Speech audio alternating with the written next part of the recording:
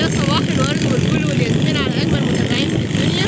كل جمعه وانتم طيبين. النهارده الجمعه صحينا الصبح كده كالعاده، فطرنا وعمر صلى الجمعه، وبعد ما خلصنا صلاه وفطرنا مع الحاجه نضفنا شويه في البيت كده انا والولاد، وشمسنا المخدات وشمسنا المراتب، وقلنا ايه والله نفكر لسه ما نعرف نتغدى النهارده. احنا عملنا نلف في الشارع.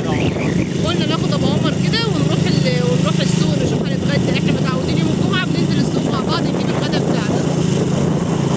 خليكم كده متابعين معانا لغايه ما نروح السوق.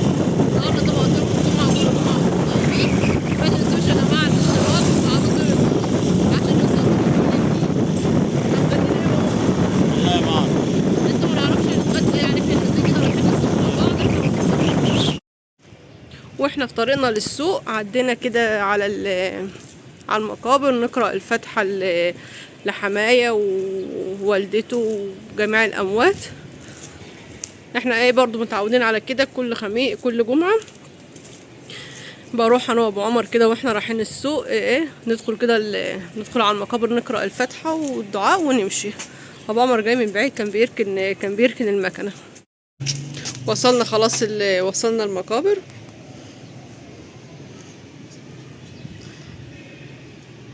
دي التراب ايه بتاعتنا بتاعت حماية، ربنا يرحمه يا رب.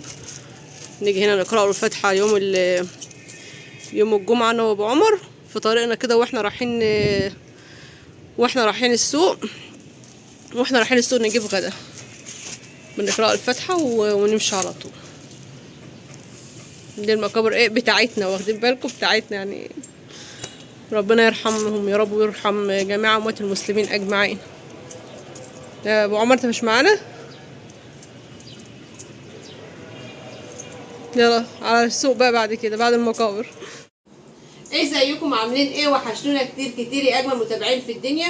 بعد ما لفتنا النهارده مع بعض ورحنا الجبانه ورحنا السوق، استقرنا في الاخر على سمك مشوي زي ما انتم شايفين كده. جبنا شبار او زي ما الناس بتقول عليه بلطي، وجبنا ماكريل او بلاميطه اللي انتوا تقولوه. معرفش انتوا بتسموا المسميات بتاعتكم ايه، بس احنا عندنا يعني الراجل كسر الدماغ بتاعته. عندنا يعني هو قصد يكسرها. كل واحد عندنا قتل مكسوره، كل واحد عندنا ده مبطرخه. ده والله ده مطروح. كل واحد عندنا ليه طلبات خاصه كده. ازيكم يا جماعه عاملين ايه؟ يا رب تكونوا بخير. النهارده قعدنا رحنا السوق ورحنا الجبانه، طبعا هتشوفوا في الفيديو اللي احنا عملناه. وبعدين انا ما بحبش ده اسمه ايه ده ماكريلا او بلاميطه. انا ما بحبش، انا ماليش تقول على البلاميطه. فجبت سمك شبار من السوق ورحنا ام عمر غاويه بقى. بصوا غاويه الشوي الصار. عايزه اوريكم النبي الفص السمك اللي ابو عمر مش بيرضى ياكله عامل ازاي. هو انا ماليش تقول عليه. شوفوا الجمال، والله فصه جميل بس هو مش غاويه.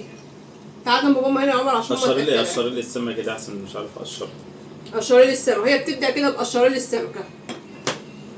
بنروح للراجل بتاع اللي هو الفرن الصاج. انا ما بتحبش الفرن العادي. البلدي اللي هو العادي ده ما بيمشيش معايا، بحس ان السمكه بتطلع محروقه. ما كسروش بس السمكه عشان لو والله ما كسرتها مش عارف حاجه اكلها. والله ما كسرت حاجه. بص القشره بتطلع اهي، قشره واحده اهي. ماشي. نفكرني بقى احنا كنا نازلين نجيب فسيخ على فكره.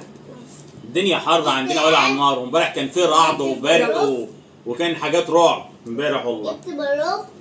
اتفضلوا معانا يا جماعه. ما رضاش يجيب لنا فسيخ والله يا جماعه. النهارده كانت النيه والنيه لله كده ان احنا ناكل فسيخ. كانت البرلوخ لسه عمر بياكل بالظبط عشان البطروخ بس مش عشان حاجه ثانيه. طبعا عمر وعلاء وسما مالهمش في السمك. يوم السمك ده عيالي بياكلوا اي حاجه. علاء مش موجود. عمر بيقول لكم علاء مش موجود. عندي خالته. في حاجه تانية عايز تقولها؟ شوفوا يا جماعه الليمون المعصفر بتاع ام عمر. ما تفضل سامع علينا انت. انا حاسس ان انت هتطلع فوق السطح. شوف الليمون المعصفر بتاع ام عمر. حبه السودا بالحاجه. تسلم ايديا يا انا. بالجزر.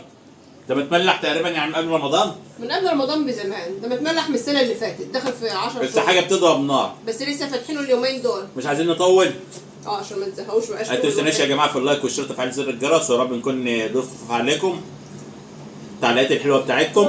مع السلامه. سلام.